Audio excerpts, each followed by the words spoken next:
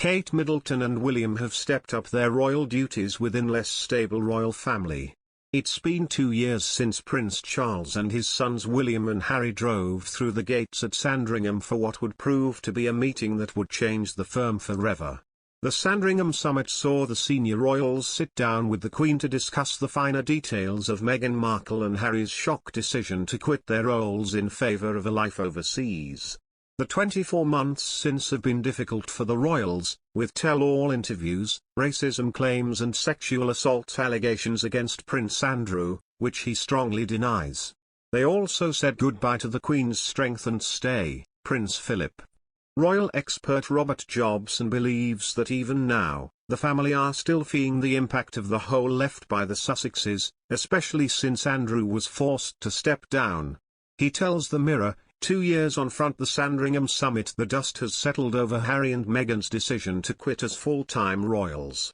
So much has changed, but one thing is certain, the Sussexes' departure has left the monarchy in a worse position. Why? Because they were international stars, who shone a light on Britain and what is good about our country, our diversity and our humour. What followed were accusations of racism aimed at the royal family by the couple and more bitter recriminations.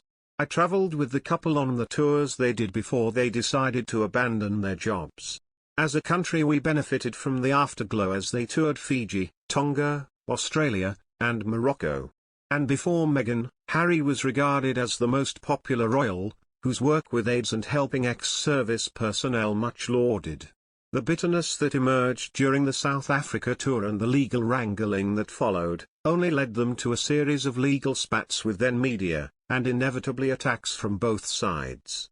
The once cool couple, who were seen as energetic, youthful and fun, suddenly became pariahs. But I fear the monarchy, as we approach the soon-to-be 96-year-old Queen's Platinum Jubilee, appears a tired institution, dated, in need of renovation, and uplift. Since the start of the pandemic we've seen the Queen step back from some of her duties, firstly due to lockdown restrictions and then for medical reasons. With Charles and Camilla also deemed high risk due to their age, it fell to the younger royals to keep things going over, with the Duke and Duchess of Cambridge and Sophie Wessex and Prince Edward taking centre stage. Robert explains, "We sadly lost the patriarch Prince Philip last April and since then the Queen has scaled back her engagements." Sources with knowledge of the case stressed last night to the Daily Mail that no discussions have taken place yet about whether the Queen's son could, or should, agree a settlement without liability being admitted. But neither had it been ruled out as an option, they said. Buckingham Palace has refused to comment, describing it as an ongoing legal matter. Prince Harry's memoir is reportedly an additional source of stress for the family.